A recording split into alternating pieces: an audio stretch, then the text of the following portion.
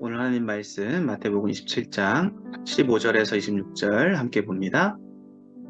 명절이 되면 총독이 무리의 청문대로 죄수한 사람을 놓아주는 전례가 있더니 그때에 바라바라는 유명한 죄수가 있는데 그들이 모였을 때에 빌라도가 물어 이르되 너희는 내가 누구를 너희에게 놓아주기를 원하느냐? 바라바냐? 그리스도라는 예수냐 하니 이는 그가 그들의 시기로 예수를 넘겨준 줄 알미더라. 총독이 재판석에 앉았을 때에 그의 아내가 사람을 보내어 이르되 저 옳은 사람에게 아무 상관도 하지 마옵소서. 오늘 꿈에 내가 그 사람으로 인하여 애를 많이 태웠나이다 하더라. 대제사장들과 장로들이 무리를 권하여 바라바를 달라 하게 하고 예수를 죽이자 하게 하였더니 총독이 대답하여 이르되 둘 중에 누구를 너희에게 놓아주기를 원하느냐? 이르되 바라바로소이다. 빌라도가 이르되 그러면 그리스도라 하는 예수를 내가 어떻게 하랴? 그들이 다 이르되 십자가에 못 박혀야 하겠나이다. 빌라도가 이르되 어찌미냐 무슨 악한 일을 하였느냐. 그들이 더욱 소리질러 이르되 십자가에 못 박혀야 하겠나이다 하는지라. 빌라도가 아무 성과도 없이 무리어 빌란이 나려는 것을 보고 물을 가져다가 무리 앞에서 손을 씻으며 이르되 이 사람의 피에 대하여 나는 무죄하니 너희가 당하라.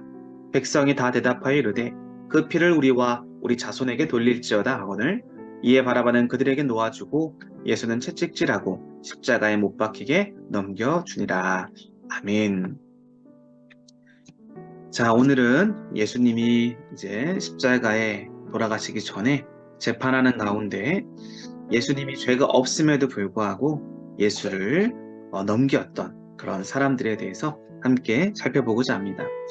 자, 예수님께 죽음에 가담해 놓고 그 책임을 회피하려는 그런 사람들이 있었죠. 대표적으로 가장 먼저 예수님을 은 30에 팔았던 유다가 있습니다. 자신이 받은 돈을 다시 던지고 대제사장들에게 가서 내가 이렇게 한 것을 후회하니 다시 이 은을 돌려줄 테니까 예수를 놓아달라고 하죠. 그러나 결국에는 그 누구도 듣지 않습니다. 그리고 스스로 자살을 선택합니다. 비참한 재회를 맞이하죠.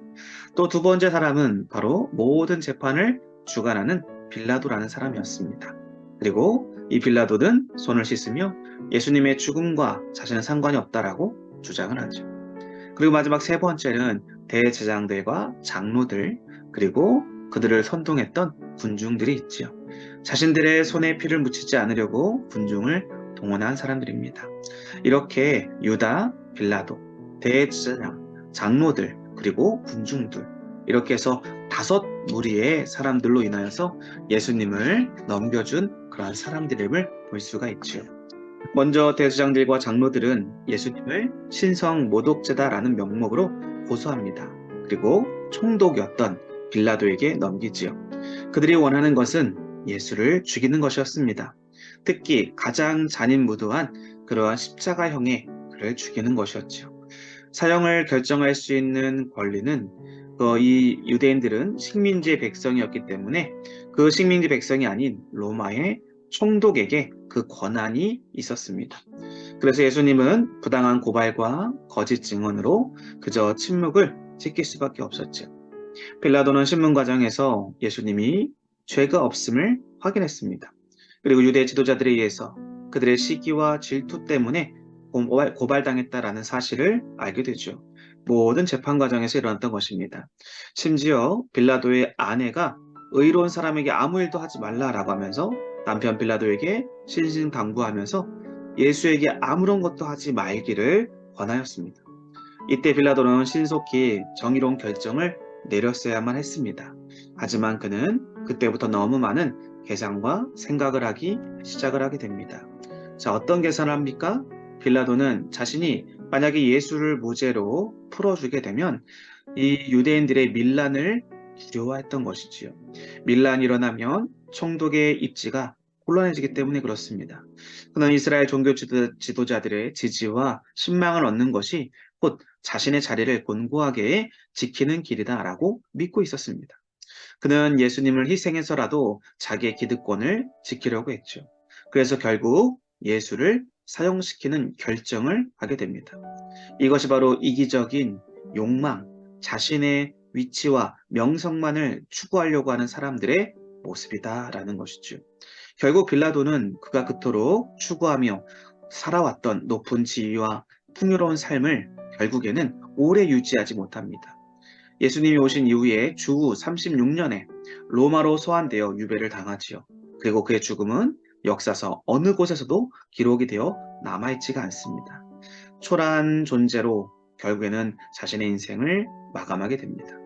결국 그는 지금도 많은 사람들에게, 특별히 기독교인들에게, 또 특별히 모든 역사에 예수를 죽인 이기적이고 어리석고 정의롭지 못한 그러한 재판관으로 또 총독으로 기억되고 있다라는 것이죠.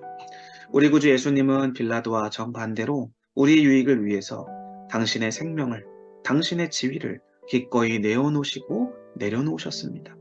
하나님은 죽기까지 자신을 낮추신 이런 독생자 예수님에게 모든 이름 위에 뛰어난 이름을 주셨고 역사에 길이 남는 가장 찬란하고 아름답고 모든 존재에 뛰어난 존재로 그렇게 높여주셨다라는 것이죠.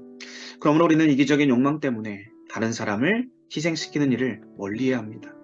오히려 예수님의 사랑을 기억하면서 우리 자신의 유익보다 다른 사람의 유익을 먼저 생각하는 그런 성도의 길을 선택해야 되겠죠.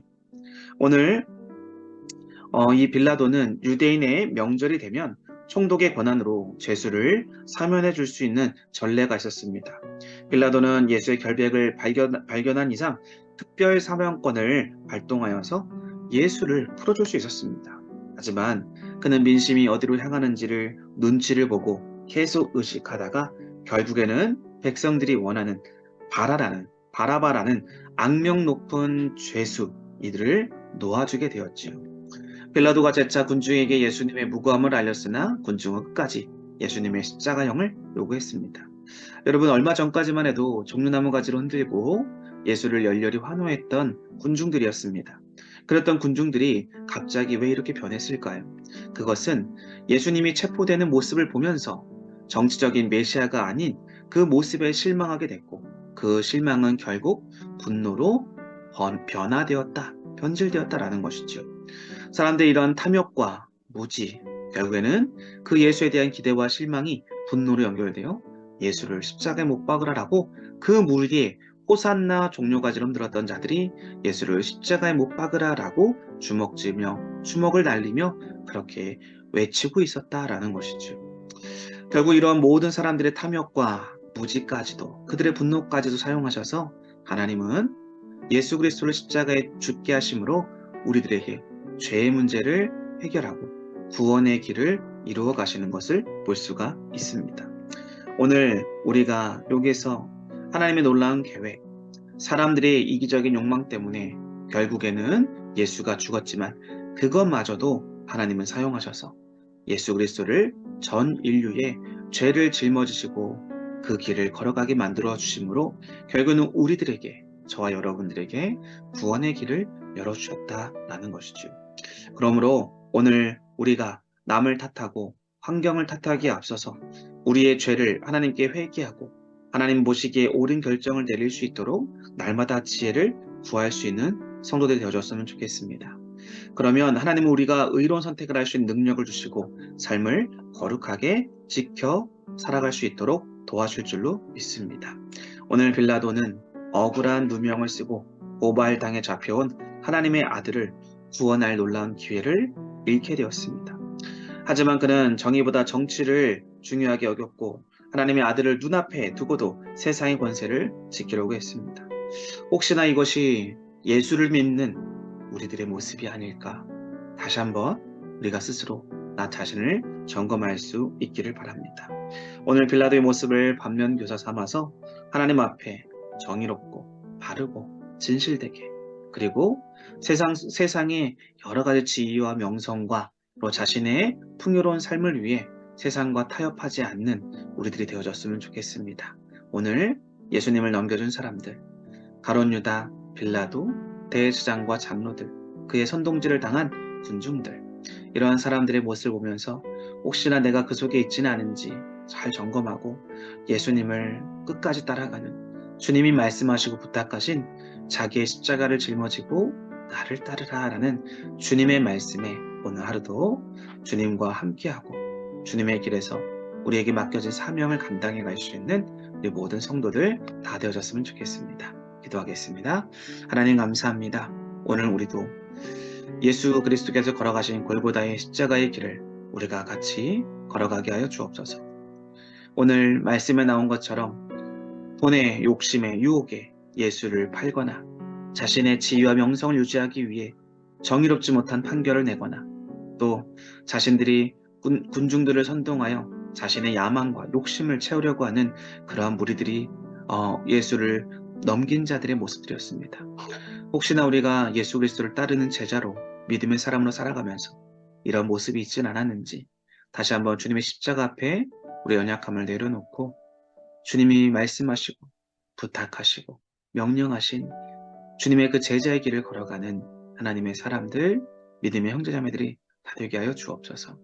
주님의 십자가를 바라보며 우리에게 오늘 하루도 우리가 짊어져야 될 십자가, 또 이타적인 삶, 다른 사람을 위하여 구원의 복음을 증거하는 삶을 살아가는 우리 모든 성도들 되도록 함께하여 주시옵소서. 감사드리며 예수 그리스도의 이름으로 기도드립니다. 아멘.